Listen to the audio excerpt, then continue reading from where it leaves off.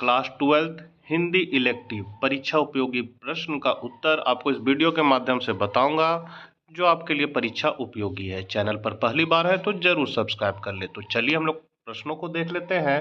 पहला प्रश्न है, पद्मावली में कवि ने नायिका की किस दशा का वर्णन किया है? तो इसका आपका जो करेक्ट आंसर हो जाएगा वो हो जाएगा विरह का।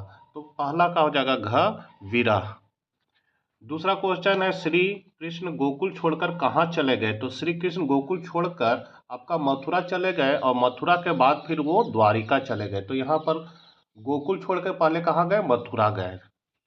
अगला है, संचार के कितने प्रकार हैं? तो संचार के जो है वो आपका 4 प्रकार है। विद्यापति किसके दरबारी कवि थे? तो विद्यापति जो थे वो आपका राजा शिव सिंह के दरबारी कवि थे। अगला है, रिपोर्ट लेखन के कितने मुख्य भाग हैं? तो रिपोर्ट लेखन के मुख्य भाग जो है वो है आपका 5।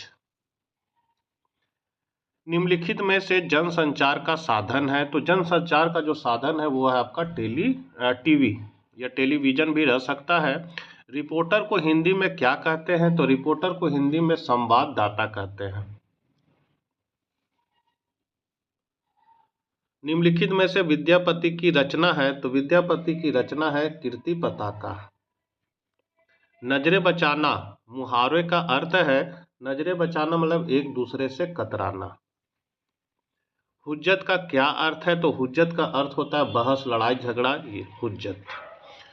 11 है, सागर और बूंद से कवि का क्या आशय है? तो सागर से कवि का आशय समाज से है और बूंद का आशय एक मनुष्य से है। जनसंचार के दृश्य श्रव्य साधनों के नाम लिखे। तो इसमें चार्ट, चित्र, मॉडल, मानचित्र, चलचित्र, रेडियो, टेलीविजन इत्यादि को दृश्य श्रव्य साधन अथवा सामग्री कहते हैं। निम्नलिखित शब्दों के तत्सम रूप लिखे, जिसमें है अपजस, तिरपित, पीड़ित। तो अपजस का हो जाएगा अपयस, तिरपित का हो जाएगा तृप्त और पीड़ित का हो जाएगा प्रीति।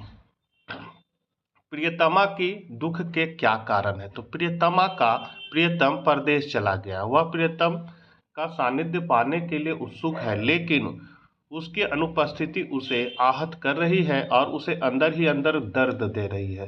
सावन का महीना शुरू हो चुका है, जिसके कारण उसका अकेले रहना संभव नहीं है। वह प्रियतम की याद में डूबी हुई है। दीर्घोत्तरीय है, जन्म अवधि हम रूप निहारा की व्याख्या कीजिए। तो हे सखी, मैं जन्म से लेकर उनका निरंतर दर्शन कर रही हूँ। इस आंतरिक दर्शन से मेरे नेत्र तृप्त मतलब संतुष्ट नहीं हुए हैं। मुझे उनकी वाणी अंतर्नाद के रूप में सुनाई पड़ रही है, फिर भी श्रवण मार्ग संतुष्ट नहीं है। अब तो उनका साक्षात्कार होने से ही संतुष्टि हो सकेगी। 16 है, कोयल और भौरों के कलरव का नायिका पर क्या प्रभाव पड़ा? तो कोयल और भौरों के कलरव का नायिका पर प्रतिकूल प्रभाव पड़ा। कोयल का मधुर स्वर और भौरों का गुंजन नायिका को अपने प्रेमी की याद दिला देती है। वह अपने कानों को बंद कर इसके कलरव सुनने से बचना चाहती है, परंतु ये आवाज़ें उसे फिर भी सता रही है। तो ये थे कुछ महत्वपूर्ण प्रश्न जो आपके लिए परीक्षा उपयोगी है। मिलते हैं नेक्स्ट वीडियो साथ, तब तक आज्ञा दीजिए। जय हिंद, जय भारत।